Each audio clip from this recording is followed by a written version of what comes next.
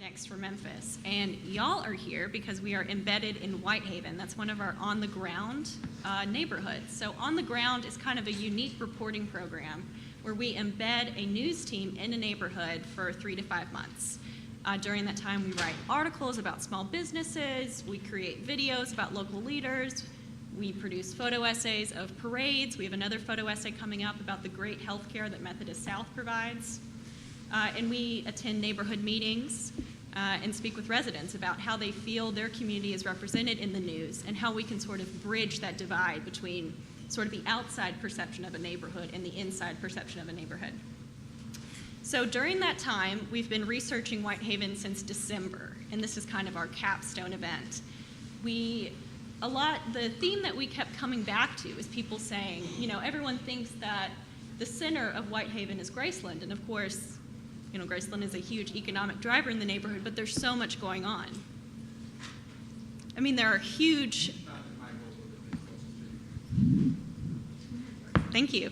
There are huge businesses based here, like Olympic, and lots of great work going on at the neighborhood level. So we're here to sort of uncover some of that and speak to our great panelists about why they think Whitehaven is a great place for investment and a great place for growth. And I'll ask these guys to introduce themselves. Good afternoon. My name is Trey McKnight. I'm the Executive Director of GWORK. GWORK is an acronym. It stands for the Greater Whitehaven Economic Redevelopment Corporation. We are the Community Development Corporation for Whitehaven. What kind of work do y'all do? My job on a day-to-day basis is the recruitment and retention of companies to the Whitehaven area. I began January 2nd of this year. Great, thanks. I'm John Lawrence with EDGE, Memphis and Shelby County's Economic Development Office. We work for all of Shelby County, the city of Memphis and Shelby County, to recruit businesses and finance projects. We are undergoing, to some degree, a cultural shift as an organization, whereas once upon a time, industrial development boards, and certainly industrial development boards in our area, were largely just transactional, where we help identify sites, we help identify incentives for office relocations, manufacturers, distribution center expansions. Today, we are slowly but surely dipping our toes in the water of community development projects, trying to be involved in economic development and community development new and different ways than what we historically have. And to some degree that is sponsoring workforce development programs, and other ways it's small business loan programs. But we're still doing the transactional work, but we're moving to some degree into the aspirational work and trying to move our market in new and different ways than we historically have. Good evening. I'm Pastor Earl Fisher. I'm the pastor of Abyssinian Baptist Church, and I am the president of the Greater Whitehaven Economic Redevelopment Corporation Board. And so by technical definition, being the pastor of Abyssinian would technically make me like a small business CEO. Good evening. My name is Jason Berger. I'm the Executive Vice President of Operations and General Counsel for Olympic USA. We are a private commercial real estate company. We are now the largest commercial landowner in Whitehaven. Our corporate U.S. headquarters we just built here in Whitehaven on East Brooks Road, which we're very proud of. We took an old retail building that had been vacant for a number of years, gutted the inside, built Class A office, moved in August of last year. We're going to be redoing the facade very soon and have those giant scissors and do the whole ribbon cutting ceremony. But we're very proud to be here in Whitehaven and put our corporate, we own buildings downtown and midtown, but we put our corporate U.S. headquarters here in Whitehaven. And Jason, how many folks do y'all employ? We've been on a tear. In 2015, we probably had about 10 employees here in Memphis. Now we are over 60. We are a vertically integrated company, so we have employees from maintenance, custodians, HVAC, roofers, electricians, plumbers, property managers, leasing agents, and even lawyers. So I'm going to ask Trey to kick off our discussion here. So as you said, one of GWORK's key goals is to stimulate economic investment in the community. And so when you're sort of advertising Whitehaven to big businesses, what are some of the key data facts that you present to them about Whitehaven's potential? Whitehaven is an uncovered gem, and my job is to get out and tell everybody about it. Some of the facts that I've uncovered is that over 50% of the Whitehaven residents are college graduates. Over 18% of the residents of Whitehaven are considered white-collar workers. Additionally, over 50% average wage in Whitehaven is over $55,000 a year. There's discretionary income. So these are the things that we have to get out and tell businesses so that they will invest or reinvest in our community. Nobody's been out beating the drum, and that's what I'm doing now. So how do you present this data to companies? Well, typically we're just getting started realistically, but what I've done is I've met with some of the larger shopping center groups to see what their investment or what their potential investment in Whitehaven will be. Believe it or not, there has been a lot of investment and ideas in regards to a master plan of what we would do and how we would do it. The first thing I would like to go after is I'm sure that the crowd would like this as a restaurant or a sit-down restaurant for the area. Once we are able to get down in front of one of the restaurants, I will let them know the key facts of the Whitehaven area, and I don't think we'll have a problem getting something to the area very, very soon. And Jason, as a member of Whitehaven's sort of industrial, commercial population, what are some things that Whitehaven can do to strengthen itself and make itself more attractive to big business? Well, I think for any business, big or small, it's not necessarily Whitehaven, but I think the government, both local, state, should offer a greater variety of incentive programs. And I know certainly John can speak about that. But the way the incentive programs are set up now are more for larger manufacturing type companies, whereas to get that sit-down restaurant, there should be some sort of an incentive program, whether it's a Jason's Deli or whatever it may be. Yeah, no, there's no interest in that.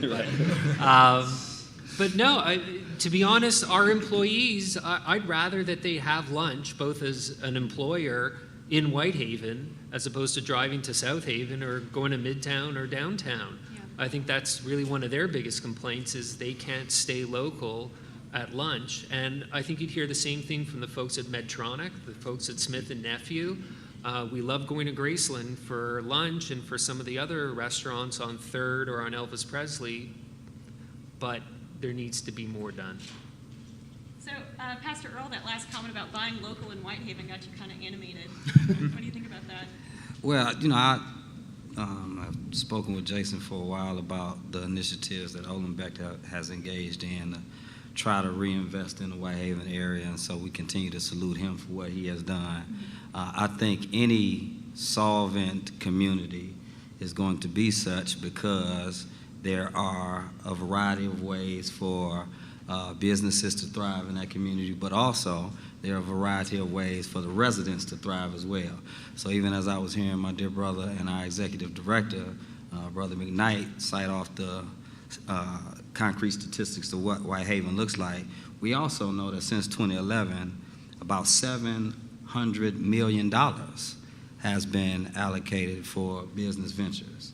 But we haven't seen an increase in the net wealth of the community members. So in Whitehaven specifically? In Whitehaven specifically, and I think the vast majority of that went to the aforementioned Graceland, here where we are right now, Medtronic, Smith & Nephew, and I think UPS, if I'm not mistaken. So it is good for us to invest in the larger corporations.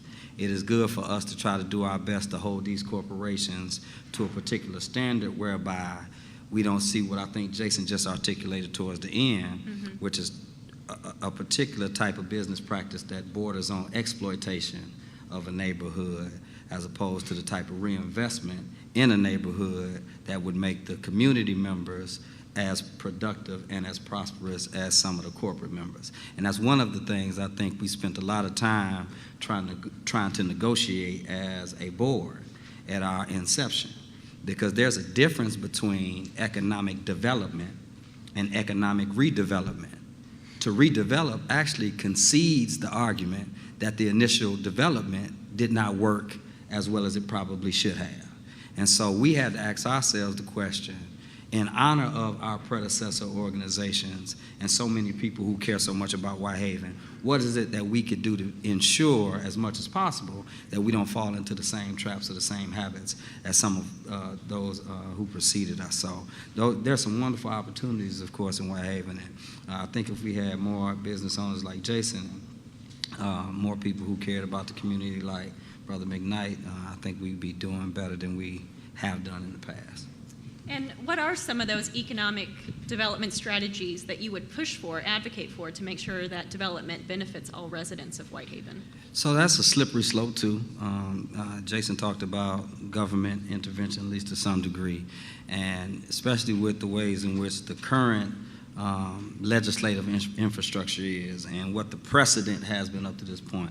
Looking forward to hear what Brother John says about what Edge Board has done and is looking to do going forward. But I think when you start talking about wages, which you can't mandate, but you can recommend, and you could probably put something in a policy to some degree whereby you can ensure that people don't do like some of the business owners around the country and around the city have done in times past, which is get a major tax incentive, and then none of that profit is actually parsed out or shared with the employees, whereby, you know, we have people who have received millions of dollars in tax breaks but have given poverty wages to some of their employees. And so in light of what a lot of people have been talking about over the past several months with MLK 50 and what this means in terms of what the economic landscape looks like, I think it's possible for us to engage in some very robust conversation about what it is we could put together from a policy standpoint, what it is we could recommend in terms of structures and procedures, whereby when businesses come to town, they at least understand that we're paying attention to how they treat their workers, and that's just one thing. So, John, everything's been building up to you, it seems. Yeah. So Graceland's got a lot of attention for the incentives it's received for the new guest house at Graceland, and we're going to have to touch on the arena at some point.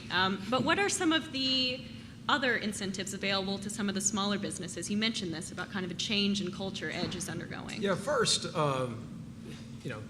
historically, we have worked with those companies like Medtronic, Smith & Nephew, FedEx and UPS, Old Dominion down on State Line Road. I mean, there are a lot of businesses in this area that we've worked with for a long time to see that they are major employers that can continue to grow here and hopefully pay higher wages.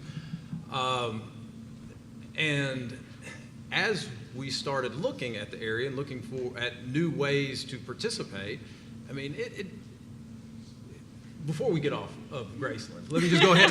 Let's just go ahead and put it out here. Okay. I mean, that's an asset that has been in this area that's been known to us for 30 or 40 years, that's employing 200 to 300 people, and we've done very little with it.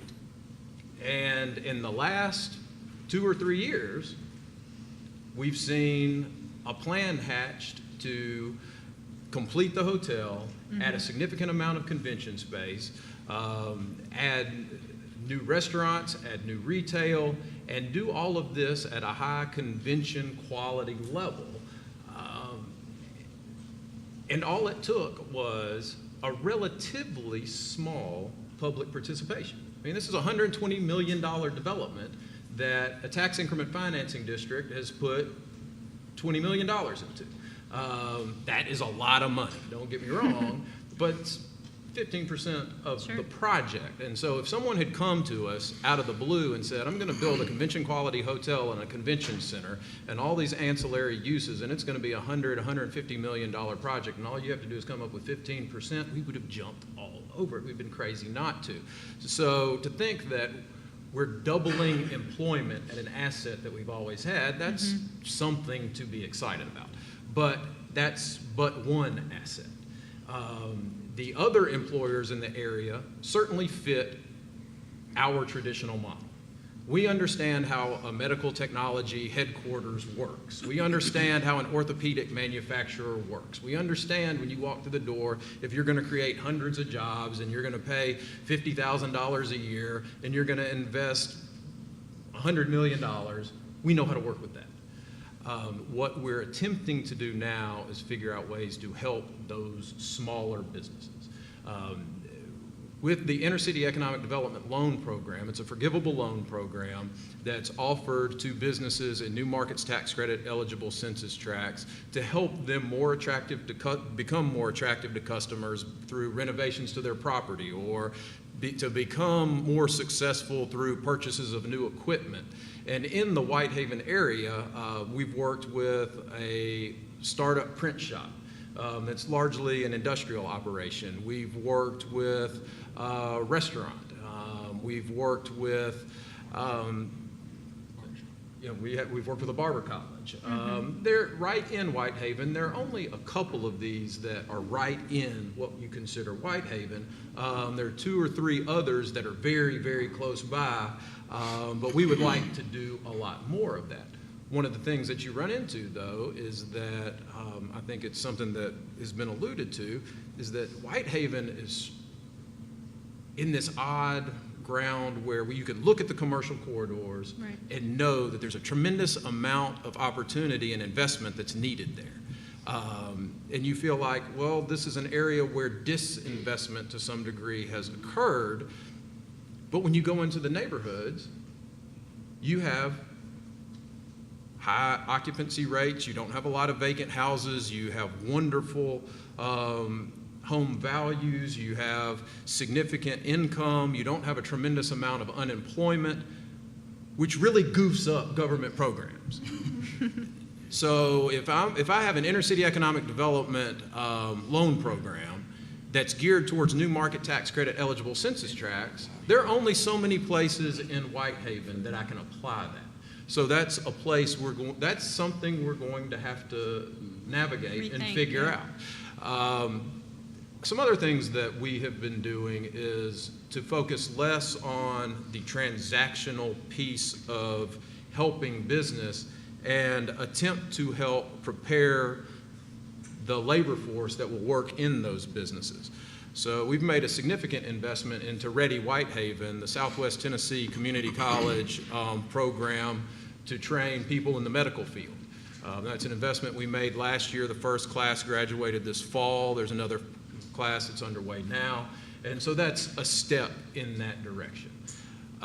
Another thing that we have been doing is trying to adapt the tools that we use for larger businesses to neighborhood serving development. 5 years ago, we would not have thought at all about a grocery anchored shopping center. But now we're approving those projects with our community builder pilot program, where we're offering the same tax abatements to retail uses, medical office uses, to uses that are serving areas that are, again, in those new markets tax credit eligible census tracts, because that's the qualification that's been put on it. And in some parts of Whitehaven, that's going to be successful. In other parts, we're not going to be able to use it. And so that's something that we're going to be challenged with moving forward. If I may, I do believe that is my job to help some of the smaller businesses navigate through the policies and procedures of EDGE. I would love to help as many small businesses as possible. Full disclosure, I spent 5 years at EDGE doing the exact same thing John is doing. So I hope to bring that expertise to some of the smaller businesses to help them take advantage of the community to build a pilot program.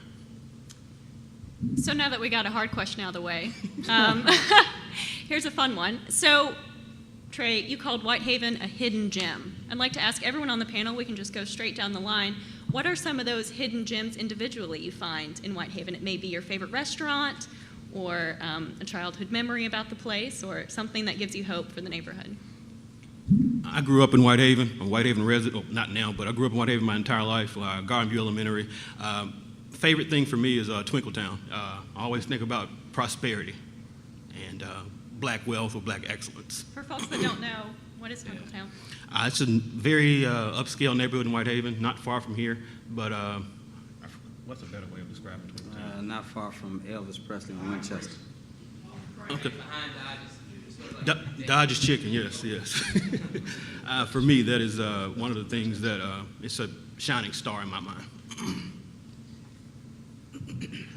Well, first I want to say that I would really like to hear more of a perspective from the constituency in Whitehaven that is underrepresented here, but is the premier demographic of Whitehaven, which is black women. So, you know, I definitely think a black woman can speak to the essence of Whitehaven in ways that none of us up here can. That being said, I can think of one place that I think is fantastic in Whitehaven. It's at 3890 Mill Branch. What's the name of that? It's an old rugged church, baby. Abyssinian Missionary Baptist Church. Services are on Sunday at, okay. Beyond that, and yes, Chuck, that was a shameless plug. I'll talk about the piano shop later. But I mean, I can't narrow it down to one.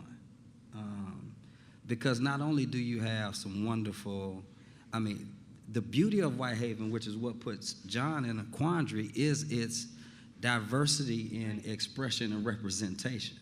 So from neighborhoods like Twinkletown or the Red Oaks or the neighborhood that's right, you gonna call them all out? You give me a second, you gonna help me? You gonna help me? Wait, I ain't have much time. I only called, by the time I called one, your Tourette's kicked in. You shot them bad boys off. But you know, you have the wonderful institutions like Whitehaven High School, Hillcrest High School, Robert R. Church Elementary, A. Maceo Walker Middle School,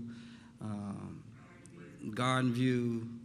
You have so many different small businesses, mid-sized businesses, to large corporations that are represented there. So it's hard to narrow it down to one, and that is what makes Whitehaven, to me, the premier place when you start talking about investment. And so the tragedy is, to John's point earlier, what we have seen in the past several years is investments in a particular corridor, but disinvestment in the broader reaches of Whitehaven. So other than that, I want to hear more from black women about how they view and feel about Whitehaven. And if I had to pick a place, I'm always say Abyssinian. And I will say we And will all have a of that. question and answer part at the end. So I grew up in Montreal, Canada. So just so we're clear, you're all Yankee rebels to me.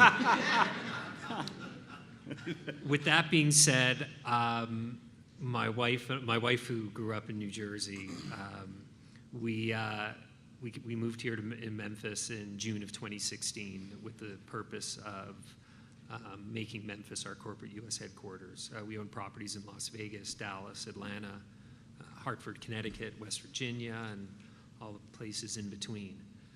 But we love Memphis as a whole. We're especially fond of Whitehaven. And growing up in a French culture in Montreal with certainly some of the best cuisine, my favorite place is Uncle Lou's. And some good chicken. John, do you have anything to add?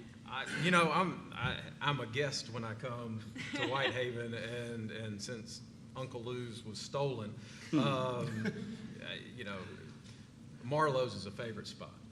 We come fairly often, and we enjoy that.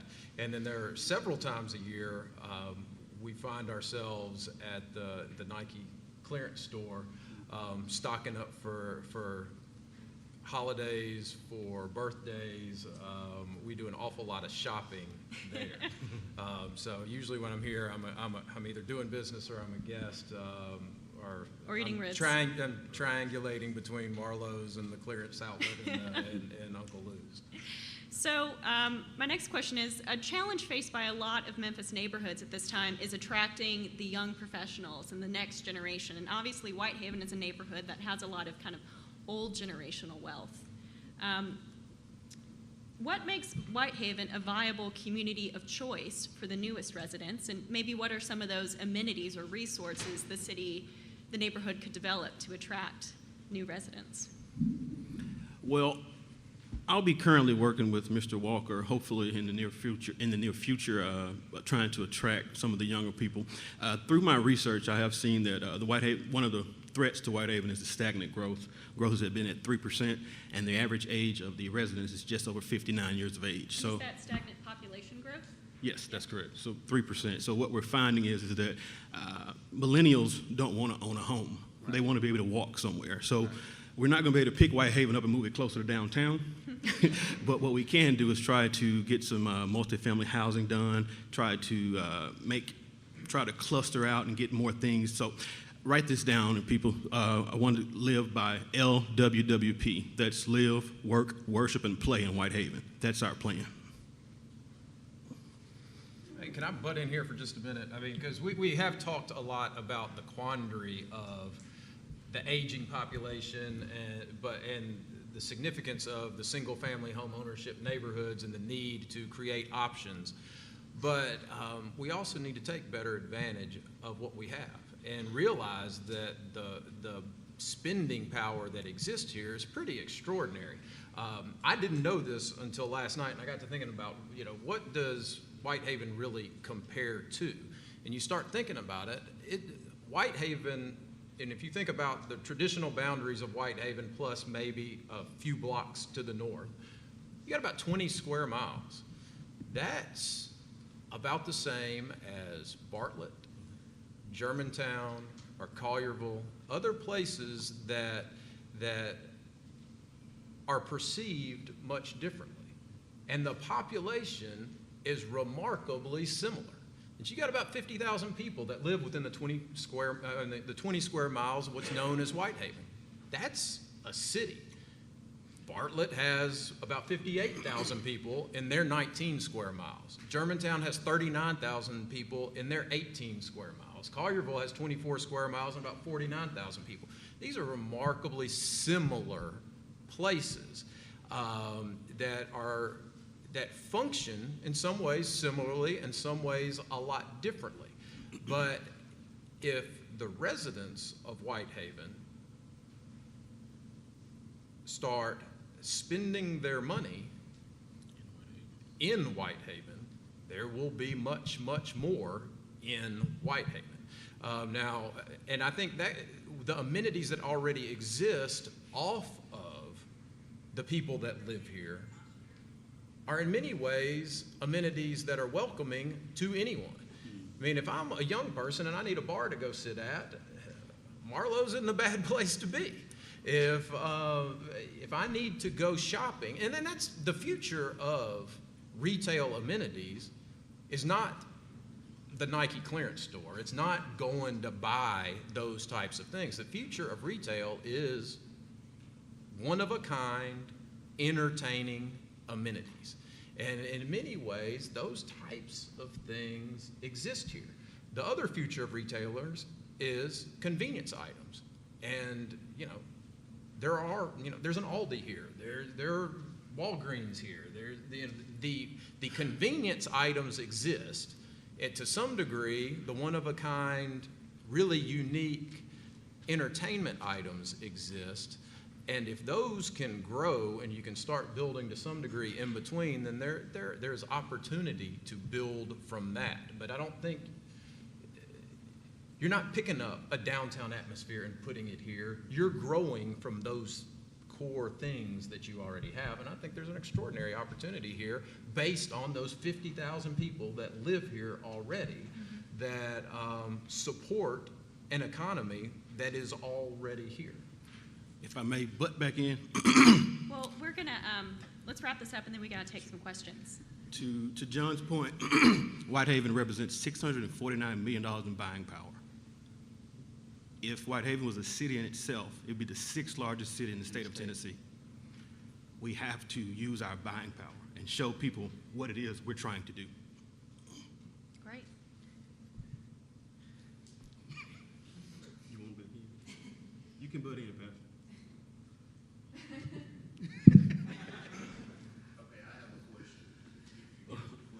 Well, Let's before, give it one more minute, see what Pastor Earl's got to say. well,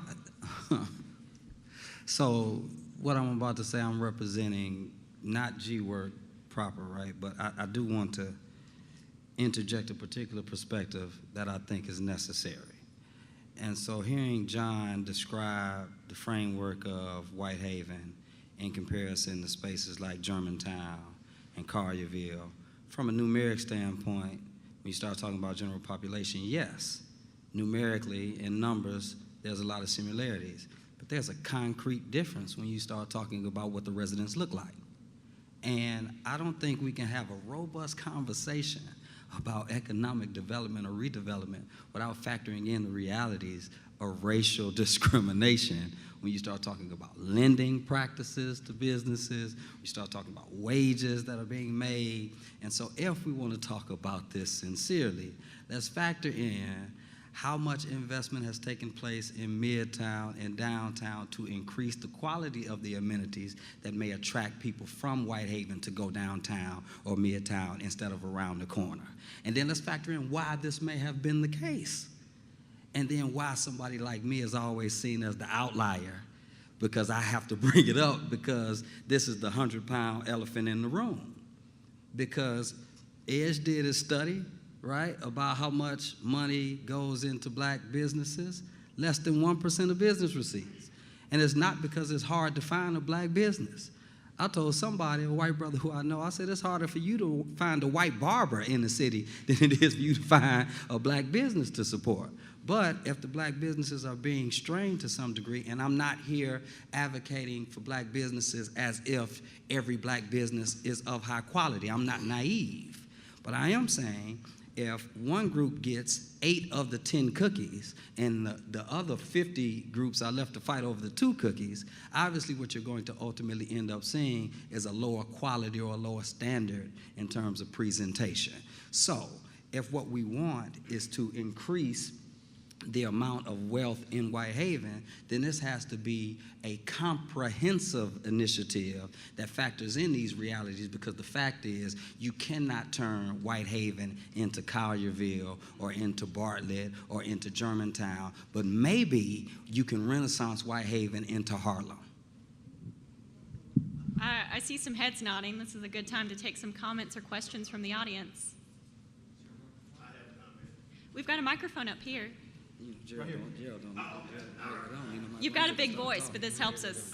This helps everybody here. Thank you very much. My name is Gerald Perry, and I'm a resident of Whitehaven community, and a G-Work board member. For now. I guess basically, if we were on Jeopardy, Pastor Fisher would have already answered the question before I asked the question, so I asked the question. And John mentioned several things that grabbed my attention when he talked about the disinvestment in Whitehaven versus the investment in Whitehaven. And he talked about a catch-22, where the neighborhood is too affluent to attract government assistance, but yet, with all its affluences, is not desirable enough to attract private businesses. I remember 20, 30 years ago when Whitehaven had all of those things that we desire now. Somebody talked about shopping. Come on now, you're not gonna spend any money at the gift shop down here in the mall. I mean, there is nowhere, we're talking about affluent people, and affluent people don't want cheap products. And we asked what happened to Whitehaven. Whitehaven has been transferred to South Haven. So and you have to be realistic and ask the question, with all of those wonderful things you said about Whitehaven and the economic power that we have in Whitehaven, there has to be some other underlying problem that prevents this neighborhood from prospering. You got, and I'm going to take my seat, you have the Raleigh Springs Mall that is being repurposed. You have the Crosstown Old Theater broken down that is being repurposed. You have Cooper Young that is being repurposed. But yet, as we all attest to, the tax base coming out of Whitehaven supersedes all of those. And I think that for us to sit here and not pull back the covers on those underlying factors, then we are really not addressing the real issues. So that's my point. Thank you.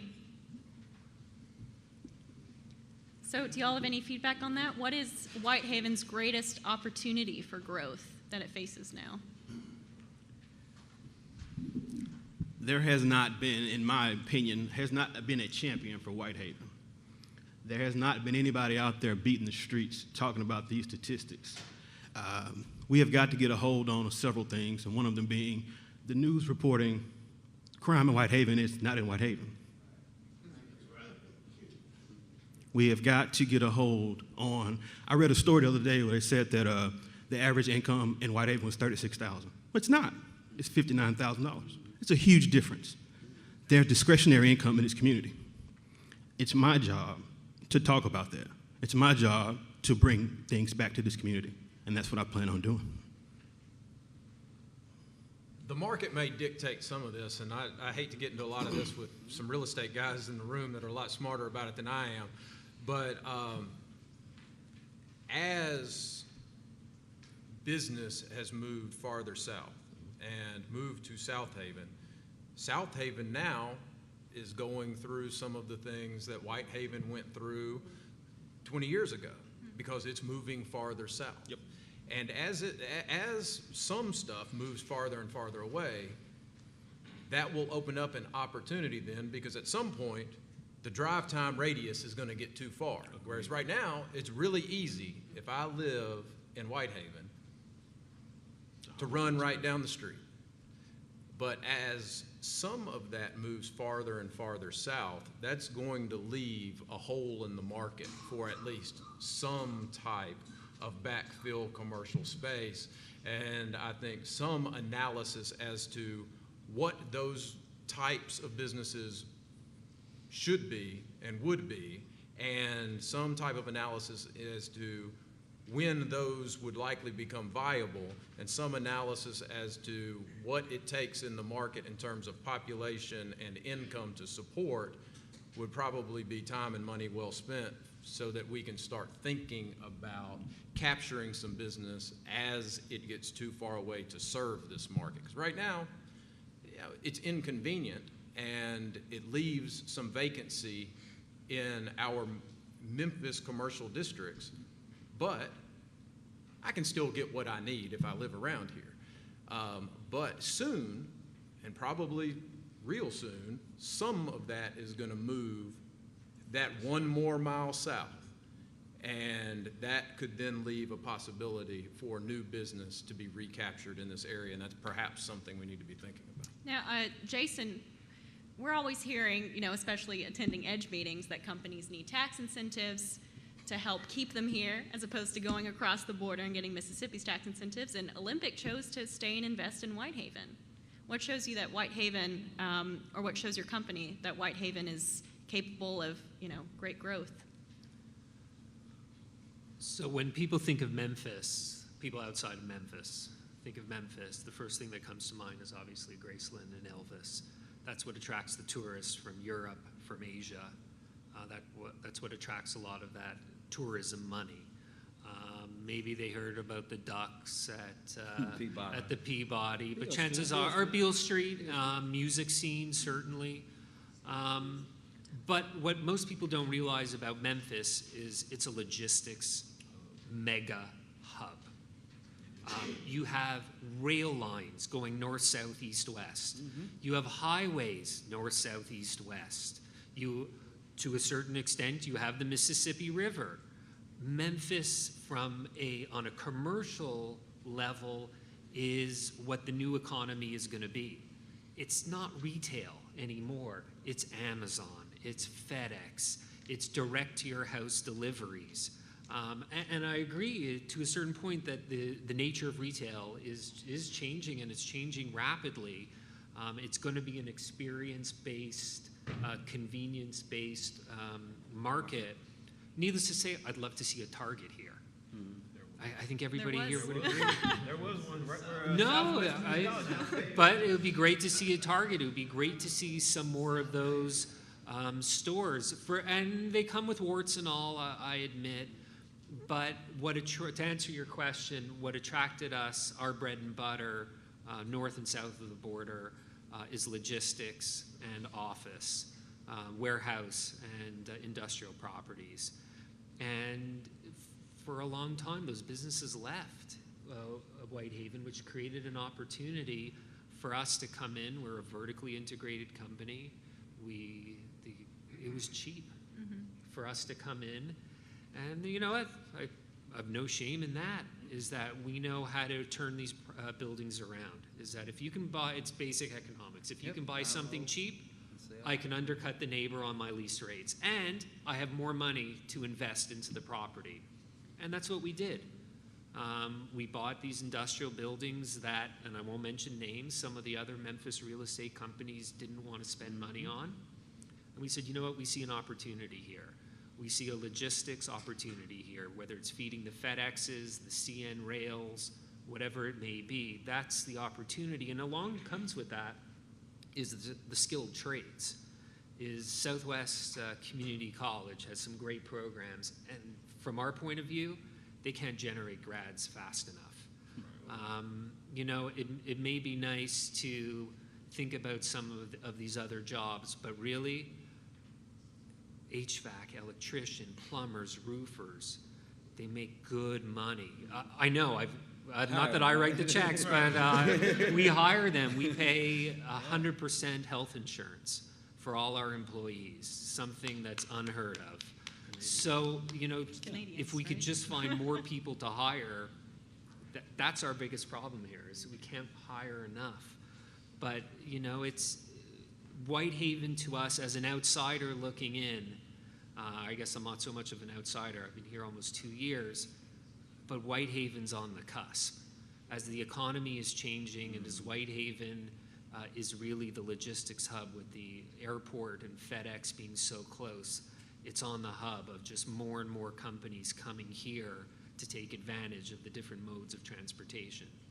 And it may not be sexy jobs, but a lot of them are well-paying jobs. I think we've got time for one more question. That's it? Two more. Yes, ma'am. Good evening. My name is Rico Donald. I'm a Memphis police officer out here for 6 years, been a resident of Whitehaven and Westwood for 12. And I thought Chief Perry was probably going to address it, but it's another big elephant in the room. And I'm sorry, I had my thoughts together until you said crime isn't in Whitehaven, and I can attest that it is. But No, I said the perception, and I also said that in Whitehaven, if something happens in Westwood, they should not be on the news stating that it happened in Whitehaven. It happened in Westwood. Those are two different communities. Okay.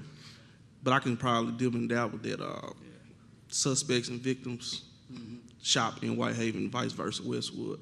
But if you go to a city council meeting with Patrice Robertson or Edmund Ford, I mean, you hear residents that say, we want a Starbucks, we want a Chick-fil-A, and I've spoken to several Chick-fil-A owners, and that's besides the point.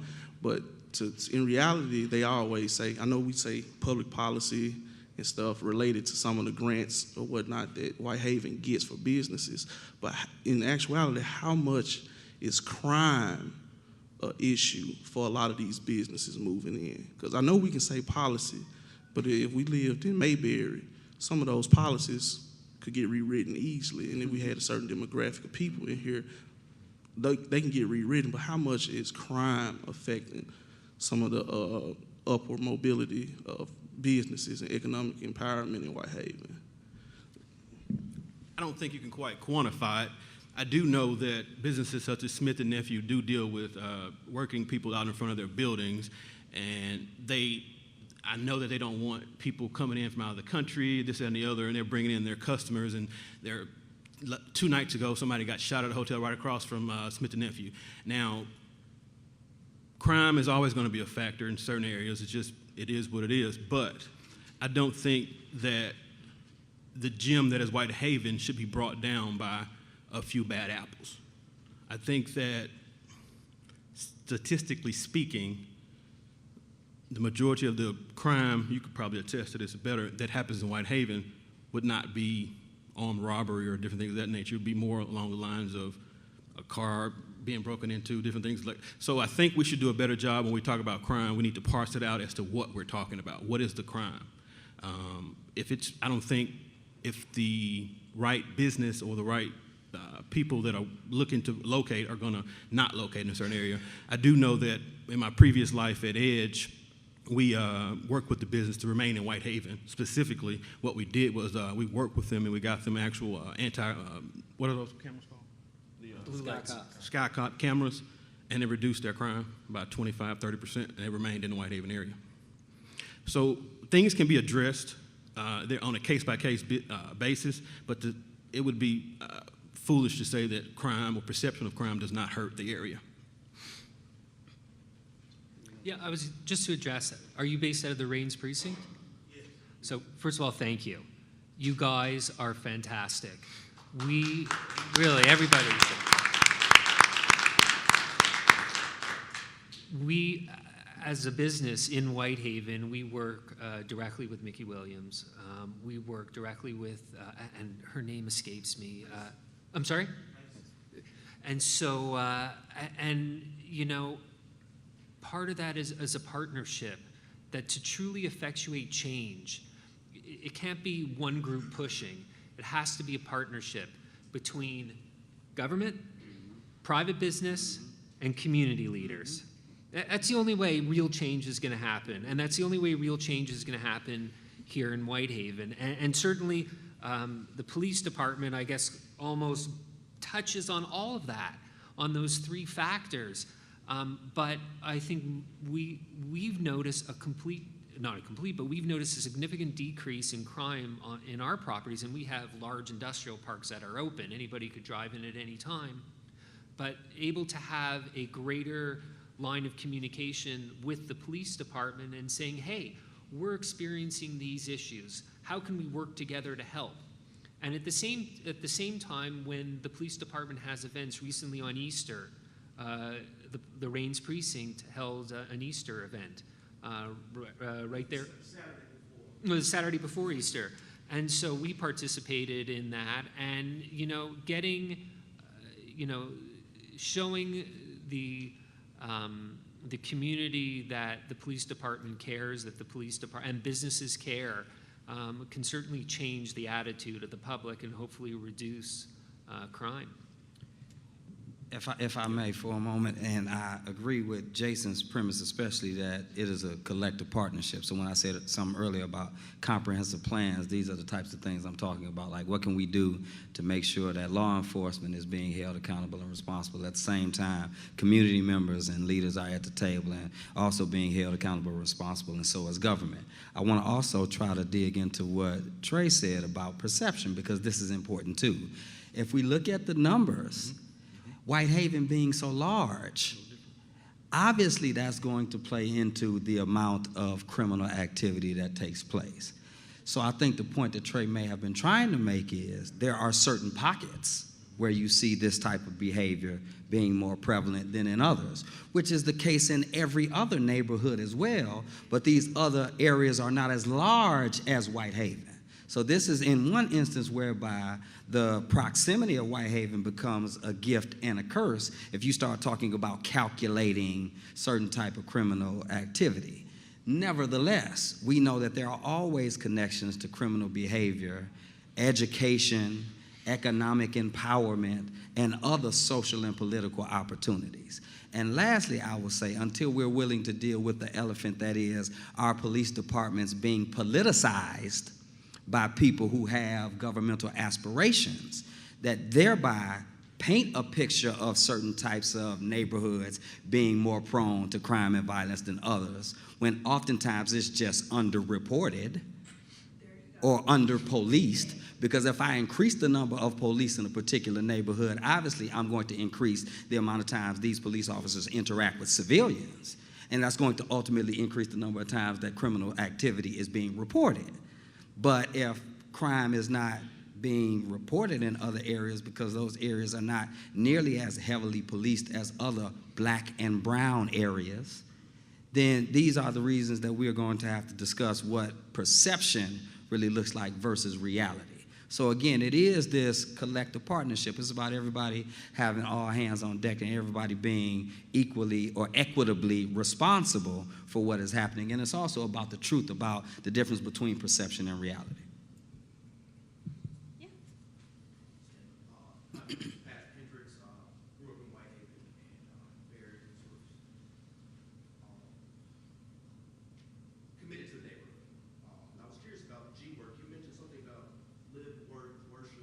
Clay. What are some, can you share with us maybe 2 to 3 strategies or high-level goals that GWORK has planned to attract new residents, facade improvements, any sort of... Well, as of now, we're not in the housing market, so we're not there yet. But what we want to do is partner with Edge. We want to make all of our businesses aware of all of the possible economic incentives that are available to the businesses. That's my job. I would be able to navigate through the waters. We're currently working now with the business looking to move into the Southbrook Mall. I can't talk about it as of yet, but we are hand-holding this business through the complete process. So that's what economic development looks like. Partnering, and again, we're going to work with Tri-State Bank. Mr. Shaw, thanks for coming up. We're going to work with Tri-State Bank, hopefully. First Tennessee Bank's moving into the neighborhood. Pinnacle Bank's here. Are you still here? Tracy, are you still here? We'll be working with Tracy. Bancorp South is moving into the neighborhood. We're going to put on what we call a financial literacy course, hopefully to get a more financially literate populace. Additionally, we want to let people understand that if you want to have a business, your business needs to show a profit so that when you go into these banks, you have the ability to be a bankable client. First Tennessee's coming. We're getting ready to announce, I'll give you guys a sneak peek, we're getting ready to announce that small business loan and housing fund from First Tennessee Bank will be moving here soon. Is First Tennessee here? I thought I talked to somebody from First Tennessee. Neither here nor there. That'll be coming very, very soon in regards to, I've asked Councilwoman Robinson to get ready to push this information out. We're going to go at this hard and heavy in regards to economic development on the housing side and on the business side. Again, the bigger way is letting everybody know how to do certain things. If you can't navigate the government, most people don't know who to talk to get something done. Well, I know everybody to talk to. We're going to get it done.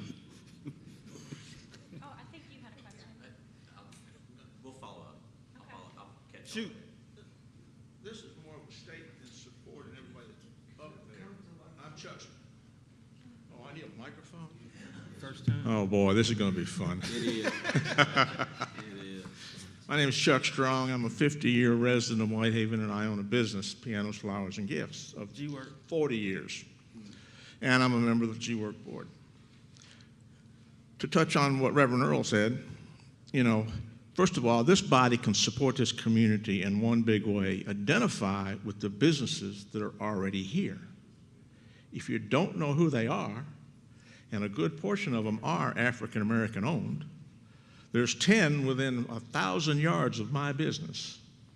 If you don't support them, then how are they going to succeed?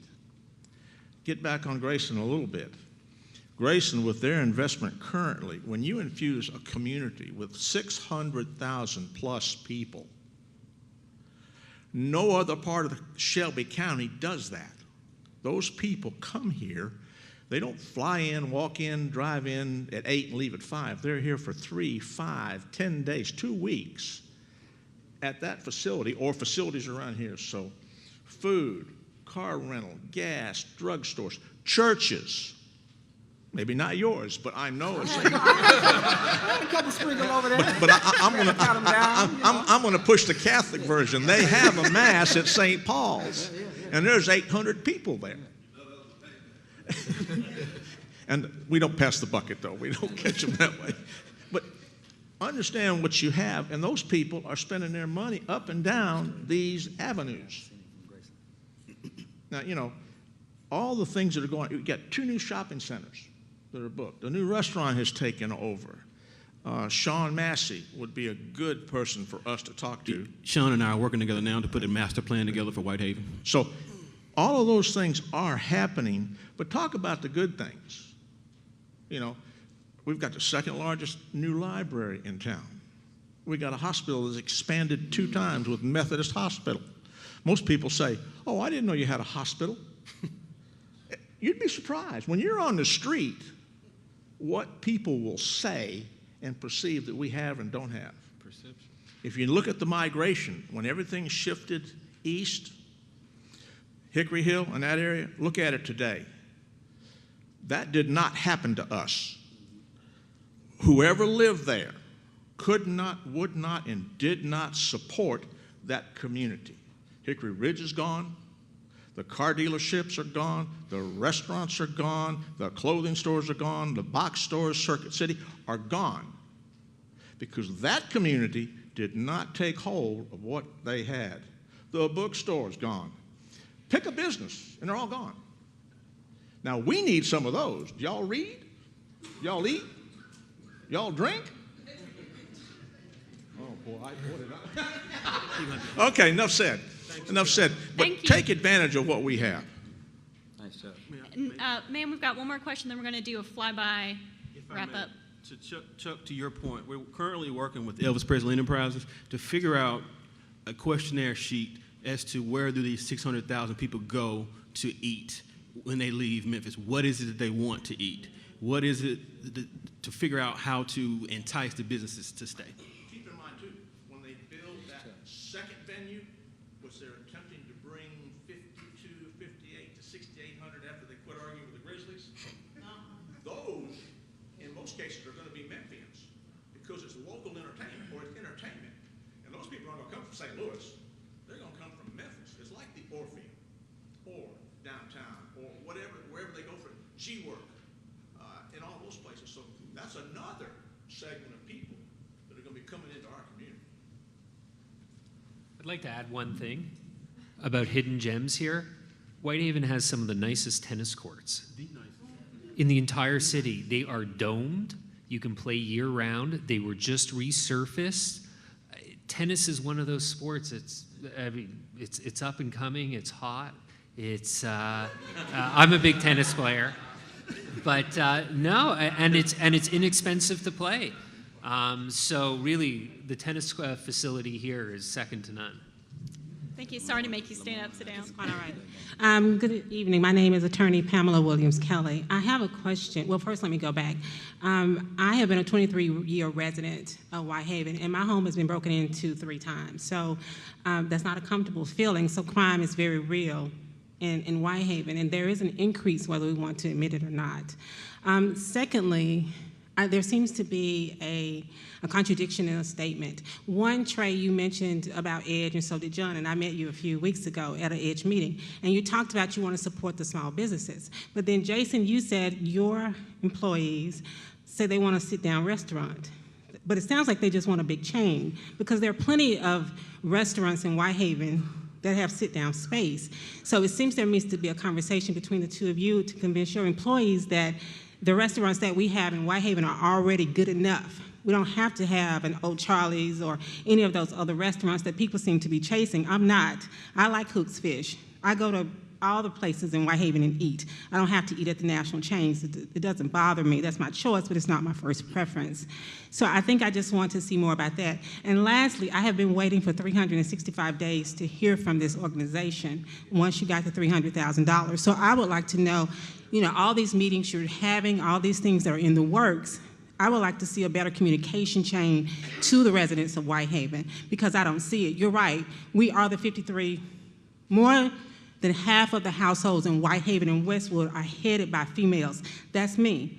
And we are left out of the conversation all of the time. I put this meeting out as many ways as I could to tell people to come, and I'm so excited to see so many people here. So I just think if you want our opinion, the women or whomever else, you have to tell us about the meetings and what's going on so we can get our input in. I think we have been omitted. Thank you. We are currently working on our social media.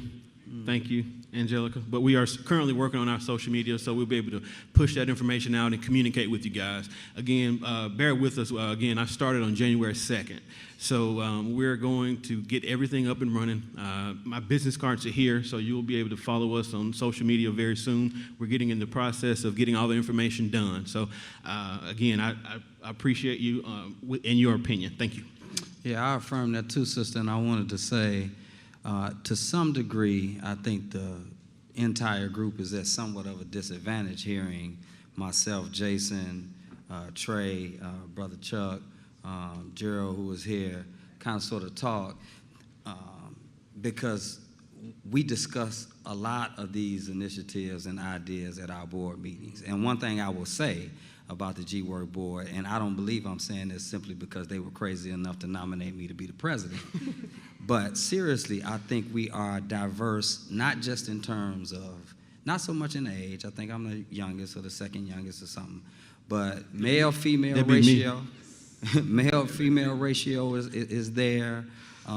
In terms of profession is diverse, but most importantly, ideology is diverse. So you hear a lot of these conversations, and the sentiment that is being shared here, we're only providing a glimpse. I think we only can provide a glimpse. But to your last point, too, about what we have been able to do since we got the money, one of the things I was trying to be upfront about advocating for was not moving at the same speed as most organizations when they get a grant from the city, which is let's hurry up and spend the money and let's hurry up and ask for some more, without putting the best type of infrastructure in place to ensure that we minimize the potential of repeating the same problems that have happened in the past. So when you talked about this idea of not wanting change, we have had that conversation. I'm talking about a tense conversation whether or not we should lean first into the more notable chain type of corporations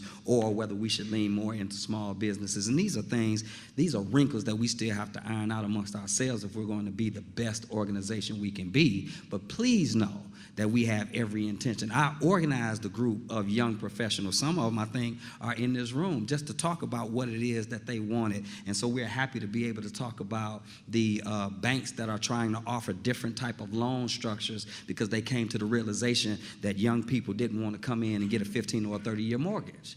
And so not only that, we understood that maybe instead of trying to get a Starbucks, maybe we would find another black-owned coffee shop and try to bring those into the city. Or I know we got some young brothers who just started a cigar shop, a black-owned cigar shop. We got a smoothie shop that came to Whitehaven. So we've had some conversations about this stuff, and I could just say on my watch, I'm gonna be doing all I can to make sure we don't fall too far out of balance. But the grand scheme of it is, if we're going to be the best organization we can be, we do have to ensure that we provide a space for some major corporations and make sure we're giving them their support, and some mid-level businesses and make sure we're giving them their support, and some smaller businesses, make sure we're giving them their support, and most of all, the community stakeholders and the community partners as well. So do know that the Black women's perspective is being adequately represented at G-Work, and we definitely encourage more conversation and engagement going forward.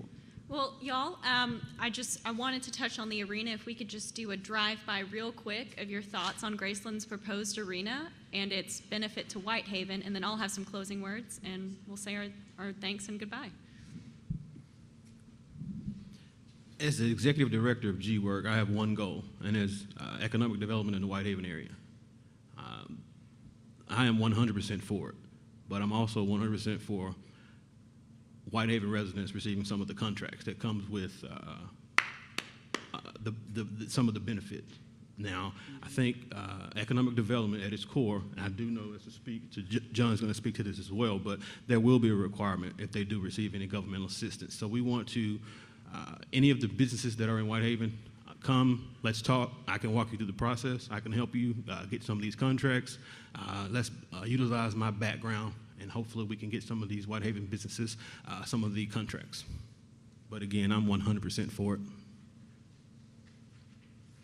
I work for a board of directors that last week approved the project, and right now it is in a judge's hands, so I don't know that I need to belabor our support for the project, but since I have the microphone, I did want to take just a minute before we close out to do a little something. I want to thank all of you for being here and your interest. This is extraordinary. I want to thank people like Jason and his company, because Jason and Olenbeck have not received anything from anybody, and they've made extraordinary investments throughout our community. They're proving the market by coming in, making significant upgrades to properties and making them marketable. And that's going a long way to proving that with a little bit of investment, you can create wonderful assets throughout the city of Memphis. So thanks to him.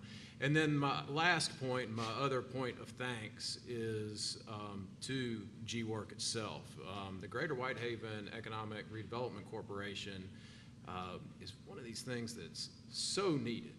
And it's not needed necessarily just for the obvious promotional reasons.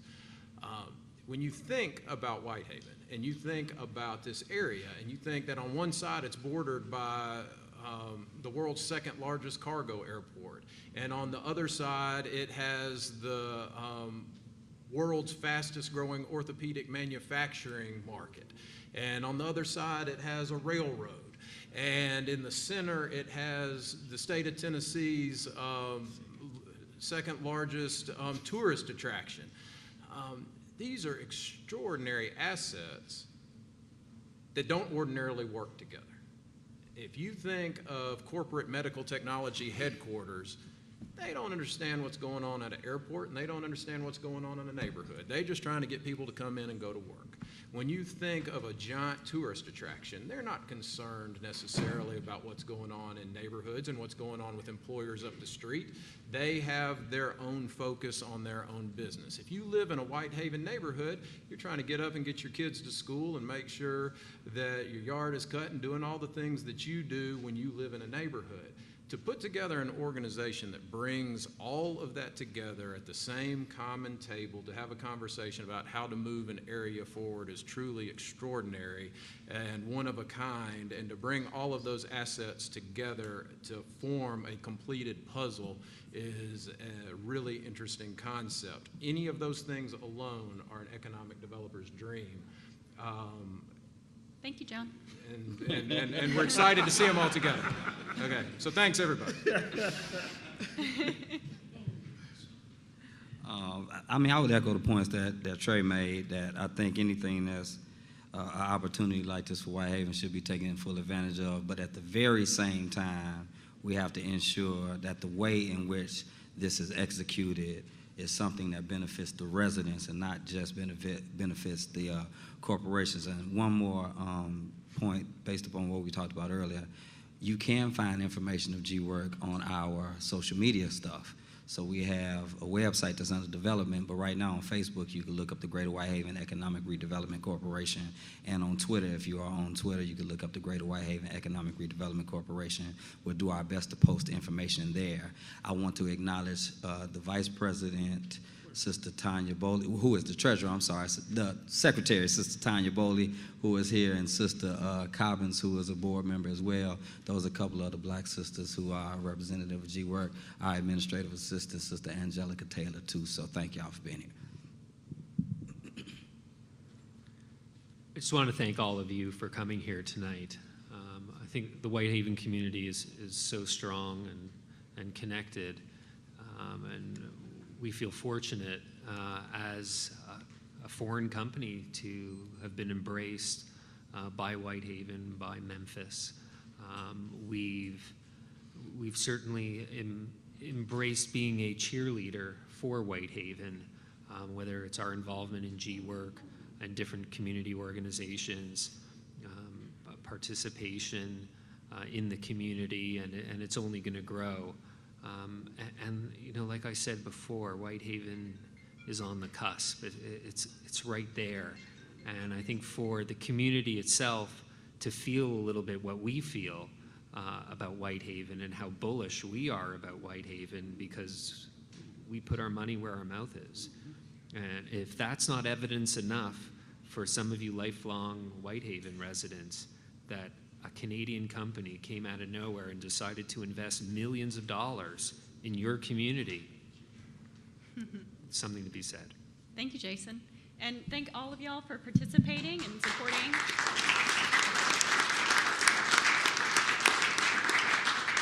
I appreciate all of y'all coming out tonight.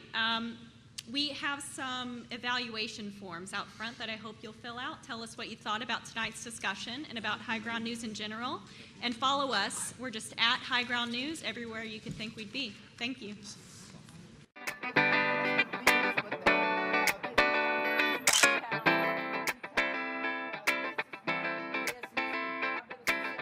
Yes, they do. They call me the mayor of Whitehaven. I didn't first understand why they were calling me the mayor of Whitehaven. And so in asking people, they said, we decide you're our mayor because you always know the information that we need, you always care about the community, and you don't mind passing it on. Thank you. I'd never asked to have it, but that lets you know people truly watch and see what you do down through the years. And my many years of being out in the community, I've always given back to the community, listen at the people, because the people are very important, and it paid off. What I love about Whitehaven, people really love working together, and I think because of the income that's out here, they understand the needs of the importance of keeping a community.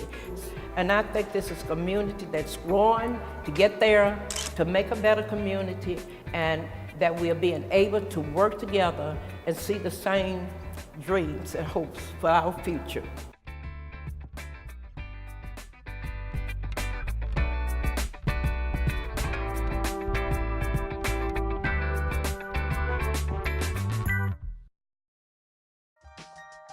Boys, why rules? Number one, everybody say focus. Focus. Everybody say focus. Focus. Number two, always meet your goal. Always meet your goal. Always meet your goal. Always meet your goal. Succeed. Succeed. Number four, stay on the right path. Stay on the right path. My name is Courtney Fleming, and I go to Maceo Walker Middle School. I am 12 years old. I am the leader of the boys' squad. You, Jake. So let's start with Jake. We're going to go around. Our first conversation, Courtney, we covered a range of topics like King Tut. He said very specifically that he wanted to start a group to help engage young men. And I said that anything that I can do to support you, I'm willing to do it. And so I've just been here trying to help him work with his peers to create a space for them to come and talk and learn and have some fun too. We're just talking about what the things we got to do to keep us educated. I know that it's easy enough to point at what's wrong, right? But sometimes you have to create a solution, and the Boys Squad is an alternative and it's a solution because everybody wants to belong to something bigger than themselves. Everybody wants to work like in concert with other people and learn together and grow together, fight together if you need to. And so we created the Boys Squad as an alternative to what exists currently. We need positive things. We don't need negative things. And that's our Boys Squad rules. If we follow all of them, we'll be great men in life.